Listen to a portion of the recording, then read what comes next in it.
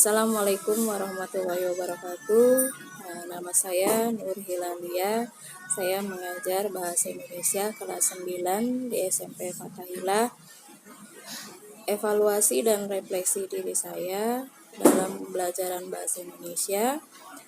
Evaluasi, sebelum saya mengajar Bahasa Indonesia, saya harus bisa memahami terlebih dahulu materi yang akan diajarkan, dan biasanya saya mengaitkan materi tersebut dengan kehidupan sehari-hari yang dialami oleh peserta didik.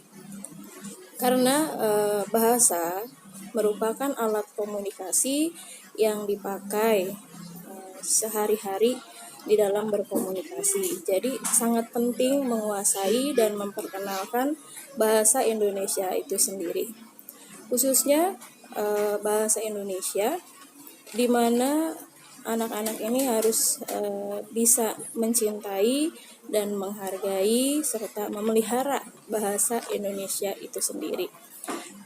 Refleksi diri, khususnya bahasa Indonesia, dalam pembelajaran bahasa Indonesia ini sangat sulit sekali ya, mengajak anak didik atau peserta didik untuk bisa mengerjakan khususnya tugas-tugas dalam pembelajaran bahasa Indonesia. Di sini menjadi tantangan buat saya agar peserta didik itu bisa menyukai bahasa Indonesia itu sendiri, khususnya dengan menyajikan dalam pembelajaran itu media yang menarik sehingga peserta didik itu tertarik untuk belajar bahasa Indonesia.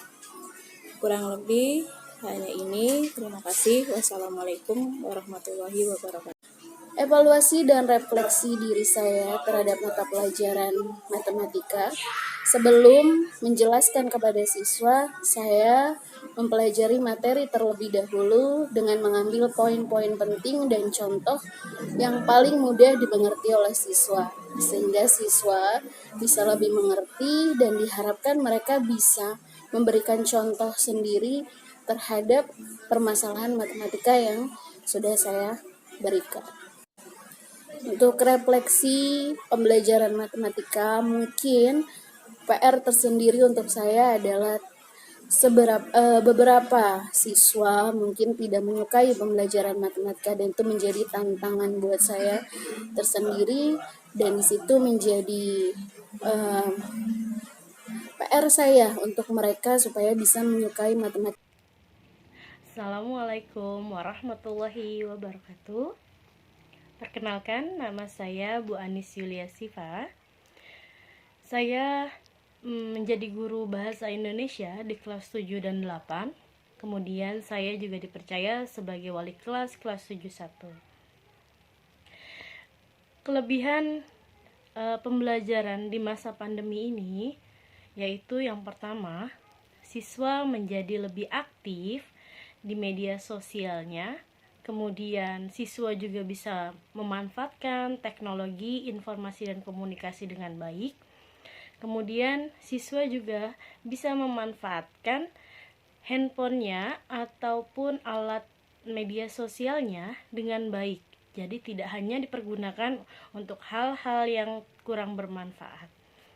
Kemudian siswa juga menjadi lebih dekat dengan orang tua, karena peran orang tua di rumah juga menunjang untuk lebih baik lagi dalam mengawasi putra dan putrinya. Kemudian kelemahan dalam masa pandemi seperti ini atau pembelajaran jarak jauh seperti ini, yang pertama, siswa atau guru kurang dapat untuk mengawasi mana siswa yang aktif, mana siswa yang tidak aktif dalam pembelajaran. Kemudian, jaringan sinyal juga mempengaruhi siswa untuk melakukan pembelajaran jarak jauh. Yang ketiga, lingkungan sosial atau lingkungan rumah tidak memungkinkan siswa atau kurang kondusif untuk pembelajaran. Karena untuk mendapatkan pembelajaran yang baik, maka suasana harus kondusif. Yang ketiga, orang tua atau peran orang tua juga sangat berperan penting. Ketika orang tua semuanya menyerahkan kepada siswa tersebut, maka siswa tersebut juga kurang pengawasan. Maka dari itu, peran orang tua, guru, dan siswa sangat menunjang atau sangat penting untuk pembelajaran jarak jauh pada masa pandemi seperti ini.